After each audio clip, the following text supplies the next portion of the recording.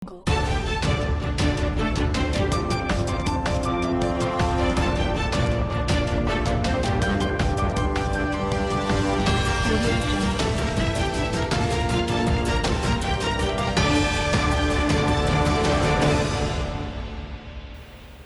Magandang umaga po, Binibining Patriques, at sa inyo aking mga kaklase.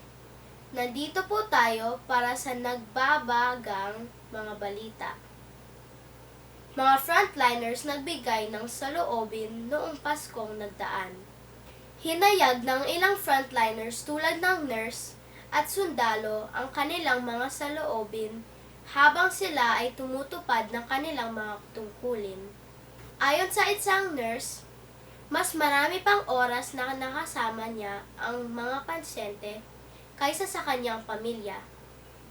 Alam niya na nasa napasukan niyang profesyon ay kailangan niya magsakripisyo lalo na at maraming pasyente ang nangangailangan sa kanilang tulong. Ayon naman sa isang sundalo o nurse, malungkot ang malayo sa kanyang pamilya habang siya ay naglilingkod sa kanyang mga kababayan. Sila ay ang mga sundalo ang humaharap at nagbabantay sa mga checkpoint para tayo ay mapanatiling ligtas ngayong pandemic. Para sa kanilang mga frontliners, sulit ang pagsasakripisyo nila kahit panahon ng pandemic at kapaskuhan dahil sila ay nakakatulong sa kanilang mga kababayan. Handa silang magsakripisyo alang-alang sa ating kapakanan. Itong susunod video ay isang pagsaludo sa ating mga frontliners. Maraming salamat po sa inyong magigiting na frontliners.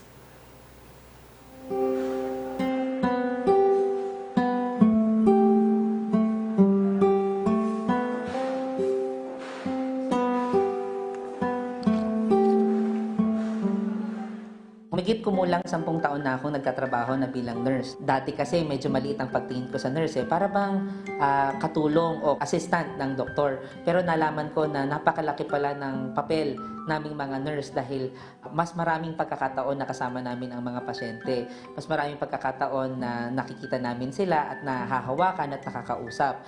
Mas na-appreciate ko at nabibigyan kong halaga na ako ay isang nurse na ngayon.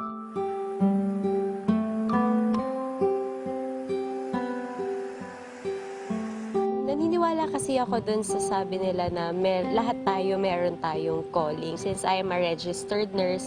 But then, dun nga naramdaman ko kasi na merong kulang and gusto ko maging part ng solusyon ng bansa natin. And I think AFP yung best way for me to do that.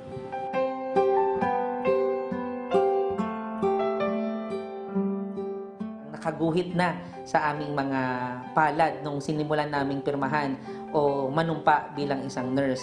Ang mga panahon na posible namin hindi makasama ang aming mga pamilya dahil ako ay may duty, may pasyente na kailangan puntahan, may mas nangangailangan, ang tawag na namin dito call of duty.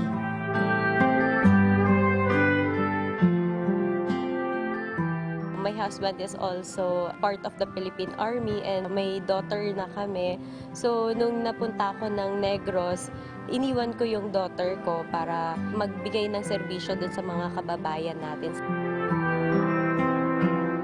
Siyempre, sobra namimiss ko din yung daughter ko tapos yung husband ko since nasa malayong lugar din siya. Parehas kami ng trabaho. Pero yun yung napagsumpaan namin na tungkulin And yung mga sacrifices na yun, worth it naman siya kasi marami kaming natutulungan.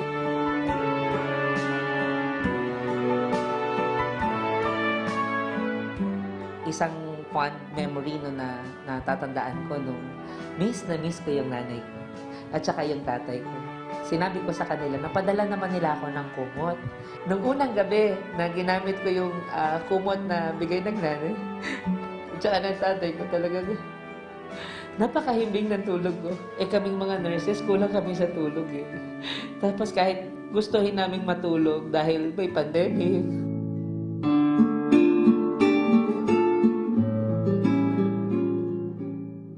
For the past several months na nag-start yung global health crisis natin, yung COVID-19 na nagpadapa sa atin. Kami yung nandun sa mga checkpoint areas and dun ko nakita nga yung naging struggle ng bawat tao, ng bawat miyembro ng AFP para mapanatili lang na safe yung mga kababayan natin.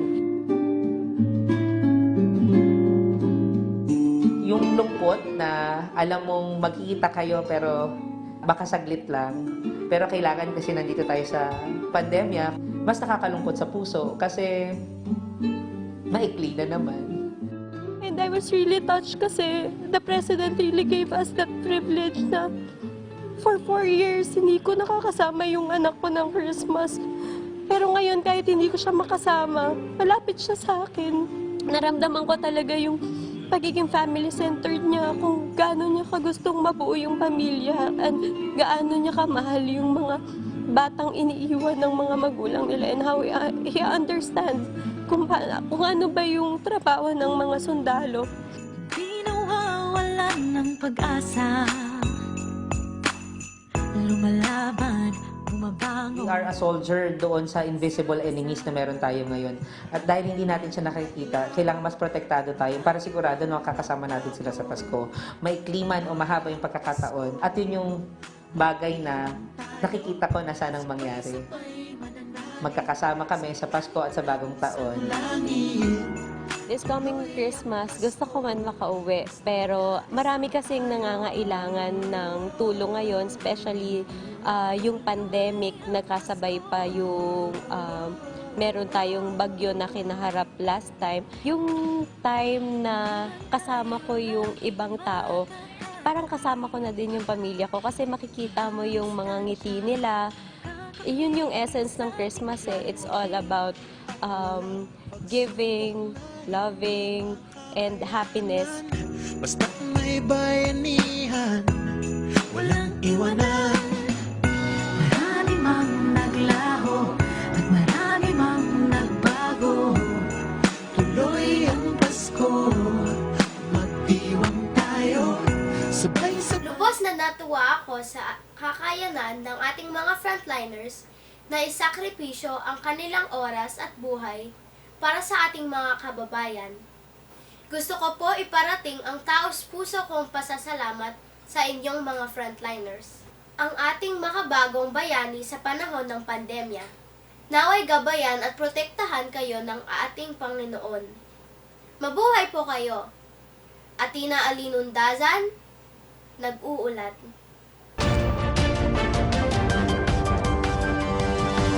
Lumilipad